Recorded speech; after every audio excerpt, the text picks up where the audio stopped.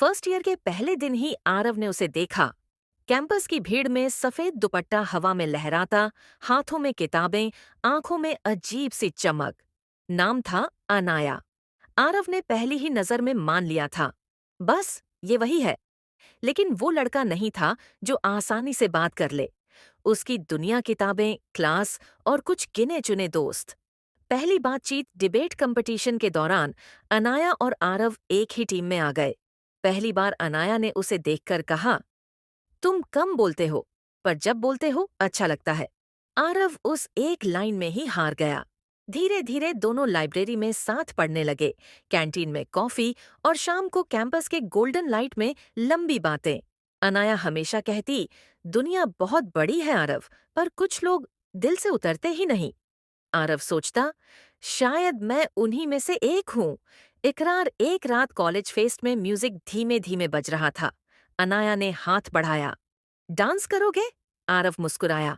मैं इतना अच्छा डांस नहीं करता। अनाया ने हल्का सा सिर झुकाया। तो मैं संभाल लूंगी। उस रात पहली बार आरव ने उसके हाथ थामे और पहली बार अनाया की आंखों में डर देखा, जैसे वो इस पल को खोने से डरती हो। दूरी कुछ हफ्तों बाद अनाया बदलने लगी। कॉल्स कम, हंसी कम और आंखों में गहरी थकान। आरव ने पूछा, सब ठीक है? अनाया ने बस इतना कहा। कुछ बातें समय से पहले बताने का मन नहीं करता और देर से बताने का हक नहीं रहता। आरव समझ ना पाया, पर वो चुप रहने लगी। सच, एग्जाम के एक दिन पहले अनाया अचानक गायब हो गई। किसी को नहीं पता वो कहाँ है। 3 दिन बाद आरव को एक पार्सल मिला। उसमें अनाया की डायरी और एक नोट। आरव, मैं जा रही हूँ। मुझे एक ऐसी बीमारी है जो धीरे धीरे मुझे खत्म कर रही है। मैं नहीं चाहती थी कि तुम मुझे अस्पताल के बिस्तर पर देखो। मुझे याद रखना, वैसे ही जैसे मैंने तुम्हें जाना था। मुस्कुराते हुए, डरे बिना, तुम पर भरोसा करते हुए। ये मत सोचना कि ये प्यार नहीं था, ये मेरा पहला और आखिरी इश्क था। आरव घंटों तक डायरी में लिखे पेज पलटता रहा। हर पेज पर सिर्फ वही थी, उनकी बातें, उसकी स्केचेस, उसकी हंसी, उसकी पसंदीदा लाइंस। आखिरी पेज पर लिखा था, अगर कभी लाइब्रेरी की उस खिड़की के पास हवा चले, तो समझ लेना मैं वहीं हूँ। आखिरी मुलाकात, खामोश।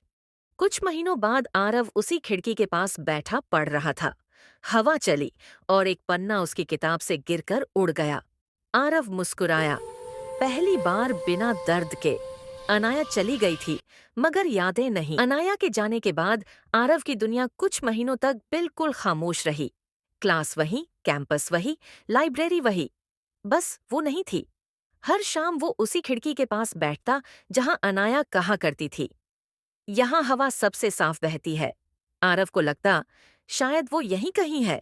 बदलता हुआ आरव, धीरे धीरे उसने खुद को खोने के बजाय बदलना शुरू किया। पहले वही लड़का जो कम बोलता था, अब डिबेट क्लब का प्रेसिडेंट बन गया। लोग कहते, आरव में एक अजीब सी शांति और ताकत है। उन्हें क्या पता वो ताकत किसी की फेयरवेल डायरी से आती थी।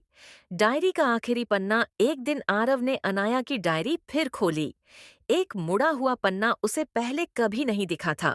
उस पर लिखा था, आरव, अगर कभी मैं वापस ना रहूं तो तुम बस मेरे लिए जीना मत छोड़ना। तुम्हारा मुस्कुराना, यही मेरी सबसे बड़ी जीत होगी।